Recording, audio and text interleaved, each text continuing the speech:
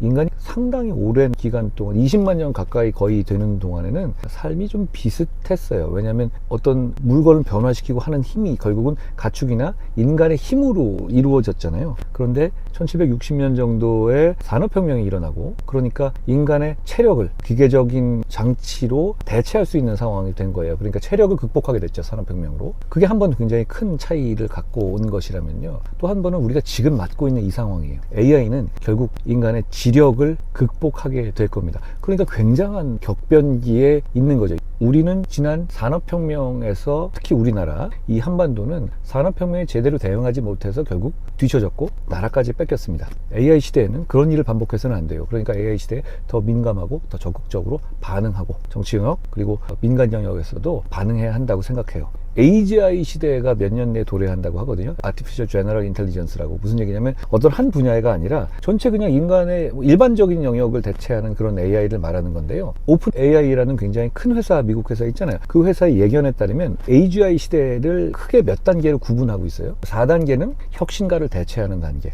5단계는 어떤 특정한 부서 전체를 대체하는 단계, 거기까지 이루어지는 시간을 한 3년 남짓으로 예측했어요. 정말 빠른 시간이거든요. 정확하게 뭘 바꿀지를 예측하는 게 다 똑같진 않습니다. 그러니까 좀 열어놓고 생각해야 되고, 이런 비교를 해볼 수 있을 것 같아요. 1877년에 토마스 에디슨이 축음기를 발명했어요. 이 축음기의 용도가 뭐냐라고 밝힌 것 중에 되게 여러 가지들이 있었거든요. 그런데 그 중에 음악을 재생한다 라는 얘기는 없었습니다. 그러니까 그걸 겨냥해서 발명한 건 아닙니다. 그러니까 어떤 AI든 뭐든 이런 새로운 발명이 일어날 때 그 발명 자체가 필요를 모두 예상해서 하는 게 아니라 발명 자체가 필요를 창출하는 경향이 저는 있다고 생각해요. 대단히 큰 발명은 그렇거든요. AI는 그렇습니다.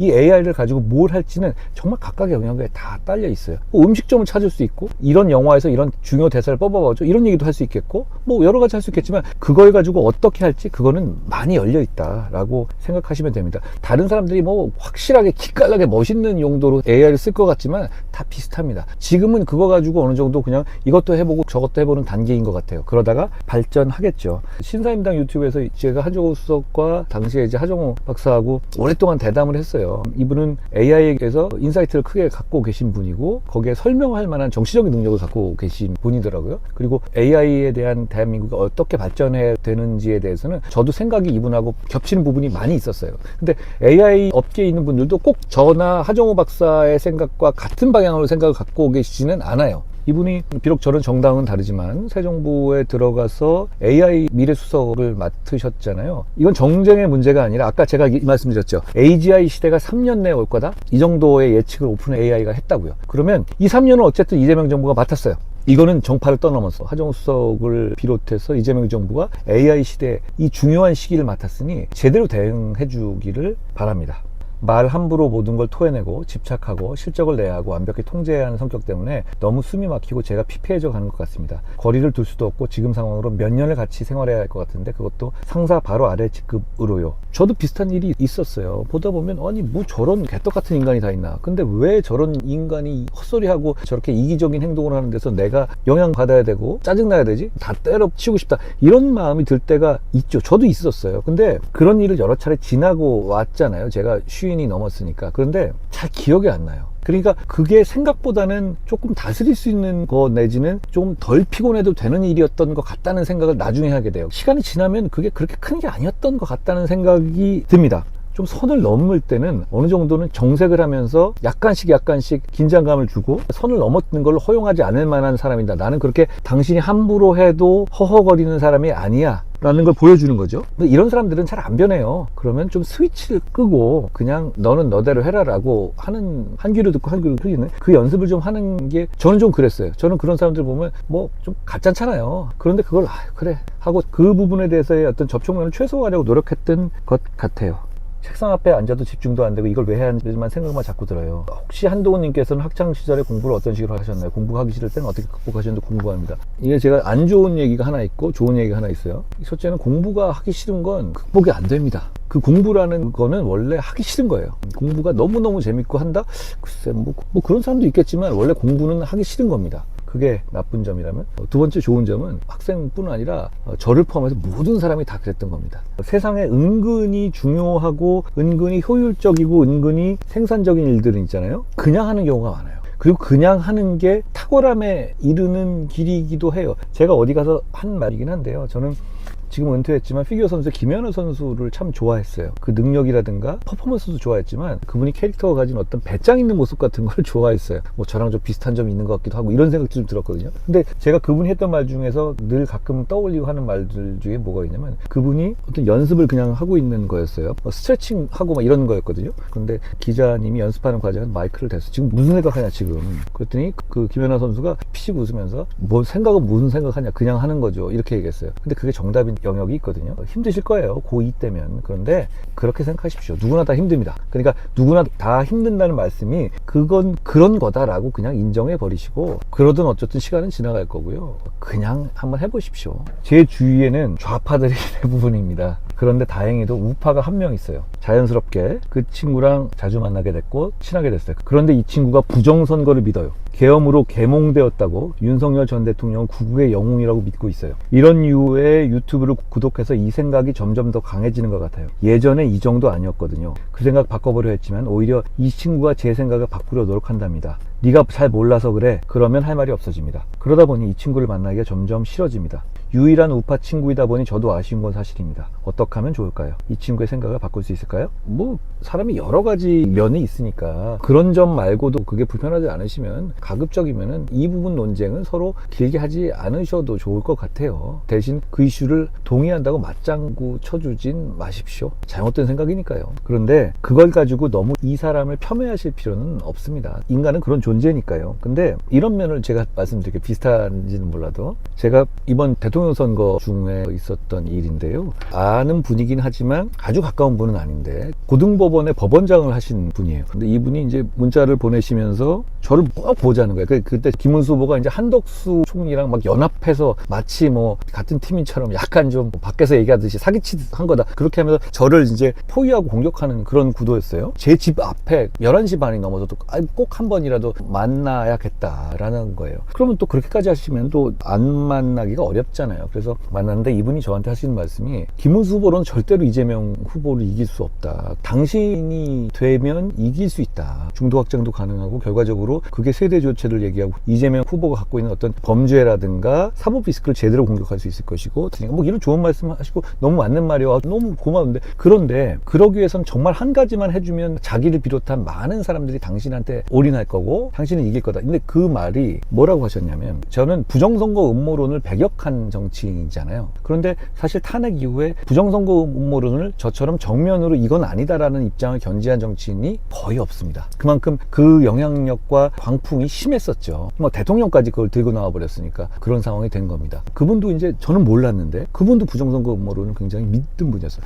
고법원장까지 하신 분인데 그러면서 저한테 그냥 눈 딱 감고 대통령이 되면 부정선거를 확실히 수사해서 밝혀내겠다. 요 얘기를 지나가는 말이라도 살짝이라도 어디 가서라도 글로 올리든 한마디만 해달라는 거예요. 그것만 해주면 자기들이 당신을 정말로 저를 지지하고 그래야지 이재명 후보를 이길 수 있다. 이런 얘기였어요. 그러면서 조금 더 나아가서 사실은 일본 쪽에 이미 미국의 항공모함이 와 있다. 트럼프가 와서 이제 곧 부정선거는 이제 밝혀진다. 이러시는 거예요. 제가 약간 좀 지금 현재 이 음모론이 정말 많이 퍼져 있구나 이런 걱정을 정말 했어요. 음모론은 한마디로 말하면 매력적인 단순화예요. 그러니까 자기가 보이는 눈에 꽂힌 현상이 있으면 이게 다 우연일 리 없다 이렇게 요약할 수 있어요. 그런데 세상은 인간이 파악하지 못하는 어떤 우연, 실수, 이상한 불합리로 인해 가지고 여러 가지 변수로 어떤 사건이 진행되는 경우가 대부분이거든요. 그런데 음모론은 이 변수는 요것뿐이고 요 상황에서는 이거야 라고 비약하는 거예요. 근데 그거를 어느 정도 논리를 갖추면 이 음모론은 구조가 되게 빈약하기 때문에 오히려 다른 여러 가지 정황사실을 맞춘 다음에 이거를 사람들한테 퍼져나가면서 힘을 갖게 됩니다.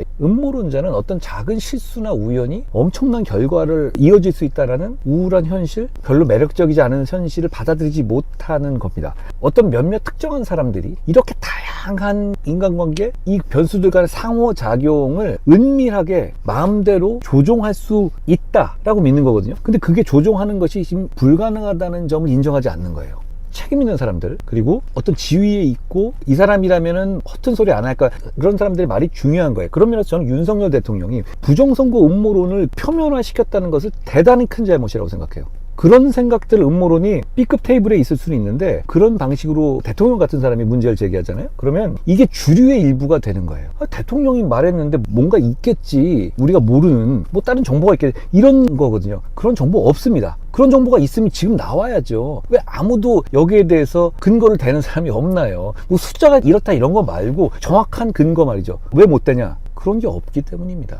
현대사회의 무작위성, 물론 다 인과관계 있지만 그걸 다 파악하기는 어려운 거예요. 무작위성이나 우연성을 불편해합니다. 인간의 속성이. 그런 불편한 속성을 파고 들어가는 게 뭐냐면 이런 음모론으로 다 이건 이렇게 단순한 거야 라고 해주면 자기 기준에선 그걸 혹하게 되는 것이고, 그걸 파고 들어가는 게 음모론이 퍼지는 과정이에요. 파레이돌리아라는 용어가 있어요. 인간이 어떤 무의미한 자극이나 현상이나 이런 걸 보면 자꾸 패턴으로 인식하려고 하는 경향을 말하는 거예요. 예를 들어서 구름을 보면 구름에서 갑자기 십자가 모양을 보거나 동물의 형상을 본다든가, 그러니까 뭔가 자기가 아는 머릿속에서 있는 한계 내에서의 그걸로 자꾸 패턴을 만들어내는 걸 파레이돌리아라고 해요. 그게 결국은 큰 틀에서 보면 음모론과 비슷한 그런 거거든요. 백마스킹이라고 하는데 LP판이 있잖아요. 판을 거꾸로 돌리면 음원이 이제 거꾸로 백으로 재생이 되게 되면 악마 사탄 얘기가 나온다, 뭐 이런 얘기들, 오지오스본이 그랬겠다, 뭐 이런 얘기들이 있죠. 우리나라에도 그런 게 있었어요. 서태지 노래를 거꾸로 틀면 피가 모자라 한번 인터넷 찾아보세요. 그게 실제로 뉴스에도 방송된 적 있어요. 근데 그게 가만히 들어보면 그렇게 안 들리거든요. 근데 어떻게 보면 굳이 들으려면 들을 수도 있는 겁니다. 근데 그게 패턴으로 인식하려는 어떤 사람의 성향이고, 그게 결국은 음모론에 혹하는 그런 하나의 인간의 속성이기도 한 것 같아요. 저희 학교는 좀 많이 작아서 번따 같은 걸 하면 소문이 바로 퍼진다고 합니다. 아직 말도 안 해봤습니다. 단지 도서관이나 매점에서 좀 많이 마주칩니다. 어떻게 말을 걸지 모르겠습니다. 또 하나 비슷한 게 있는데요. 중앙대학교의 공대 헌내기 남학생입니다. 군대를 오랜만에 갈 것 같은데 가기 전에 CC를 꼭 해보고 싶습니다. 꿀팁 있나요? 아니면 군대도 가는데 이런 마음을 버려야 하는 걸까요? 제가 이런 걸 이렇게 잘하진 못해서, 그리고 뭐 여러분이 잘할지 제가 잘 알겠습니까? 근데 소문 걱정이라든가 쪽팔리는 상황이 될까봐 걱정되잖아요. 근데 모든 연애는 일정 정도 쪽팔림을 감수해야 되잖아요. 상대방이 거절할지에 대한 두려움을 극복하지 않은 연애가 이루어지는 경우가, 강동원이나 이정재 그런 친구들이야 뭐 누가 막 찾아와서 그러겠지만 뭐 평범한 사람들이 그렇진 않잖아요. 그러니까 그런 선을 넘는 건 필요할 것 같은데, 그래도 뭐 너무 귀찮게 하면 요즘에는 또 그러면 안 되잖아요. 그냥 그것까지 감안하셔서 잘 해보십시오. 일단 행운을 빕니다. 예전에 제가 그 기억이 나요. 갑자기 말씀하시니까. 그때는 번따가 아니라, 왜 번호가 없거든요. 저 1, 2학년 때 삐삐 같은 게 없었어요. 대학교 때 친구인데, 이 친구는 지나가는 사람을 헌팅한다 그러잖아요. 제 친구가 되게 남자답게 생긴 애였어요. 막 이게 인기 좋고 이렇지는 않았어요. 근데 되게 멋진 친구였어요. 남자가 보기에 멋진 친구. 근데 뭐 자꾸 까이고 오는데, 야 너는 이렇게 까이면 뭐라고 하냐, 그 되고 사귀기도 하는데 실패 확률이 높잖아요 이게. 그러면 얘는, 자기는 그런데요, 그냥 일단 딱 봐서 분위기가 안 좋으면 그냥 농담입니다 이렇게 온대요. 뭐 만나자고 한 다음에 뭐 그러고 이제 온다고, 또 한 번은 얘기해서 막 좀 너무 이상할 것 같으면 그냥 예수 믿으세요 그러고 온다는 거예요. 자기는 그런 애가 있었습니다. 예, 동문과인데, 근데 지난번 제가 부산 유세를 갔는데, 이 친구가 지금 어떤 기업을 하고 그러는데 자주 연락은 거의 못하죠. 근데 부산 유세에 이 친구가 그냥 왔더라고요 뒤에. 그래서 제가 오랜만에 정말 보고 정말 반가웠던 기억이 납니다. 이 친구 제가 다음에 부산에 갈 일이 있으면 꼭 한번 식사 한번 같이 하려고 합니다. 제발 건강만 허락되면 나이들 먹어도 걱정 없이 일할 수 있도록 정책에 반영됐으면 합니다. 이게 정말 중요한 문제예요. 젊은 분들도 이게 남의 문제는 아닌 게, 우리가 100세 시대가 됐어요. 그러면 지금 65세에 은퇴하더라도 거의 뭐 35년? 40년? 나중에 100세 넘을 수도 있으니까 충분한 어떤 그게 연금만으로도 기대하기 어려운 상황이잖아요. 그런 상황에 대해서 이건 굉장히 중요한 정책이에요. 일하고 싶은 의사까지 존중하면서, 그렇지만 무조건 늘리면 안 돼요. 왜냐하면 대기업 정년을 그냥 사무직 늘리잖아요. 그럼 젊은 분들의 좋은 양질의 직장의 공급을 침해하게 돼요. 그건 안 된다고 봐요. 이 문제에 대해서 제가 정년을 어떻게 할 것인가에 대한 건설적인 대안을 낸 적이 있거든요. 노인분들만의 문제가 아니라 머지않아, 그리고 언젠가 노인이 될 우리 모두의 문제다라는 인식을 같이 했으면 좋겠습니다. 근데 이게 인생에서 반복되는 것 같아요. 근데 이럴 때는 불안이라는 문제가 얼마나 오랫동안 사람들의 마음의 미스테리 같은 거였는지, 그리고 이게 얼마나 단순하고도 어떻게 보면 복잡한 건지는 알랭드 보통이라는 작가 있잖아요. 그 작가가 쓴 불안이라는 책이 있어요. 보시면, 그러니까 이 불안의 핵심 뭐냐, 한마디로 말해서 세상 사람 다 불안하구나, 이걸 느낌으로써 불안이 해소되는 면이 좀 있어요. 저도 가끔 어떤 힘든 상황이 되면, 뭐 전쟁통에도 그랬는데, 뭐 내가 뭐 이거 해가지고 쫓겨난다고 해서 사약을 받나 참수형을 당하나, 이런 식의 어떤 자기 위안과 합리화를 하거든요. 특히 어떤 일을 하고 있을 때는 그 불안의 스위치를 꺼버리는 연습을 해버리시는 게 좋을 것 같아요. 그건 연습하면 늡니다. 저는 끄거든요. 예를 들어서 뭐 계엄을 막는다. 그럼 계엄을 제가 막는 과정에서 잡혀서 어디 갈 수도 있고 뭐 죽을 수도 있고 이런 얘기도 했었잖아요. 그걸 다 생각하면 해야 할 일을 잘 못해요. 그게 연습되면 조금 마음이라든가 삶이 좀 단단해지는 것 같아요. 제가 근데 뭐 인생을 달관한 사람은 아니어서 그게 도움되는 말씀은 아니었지만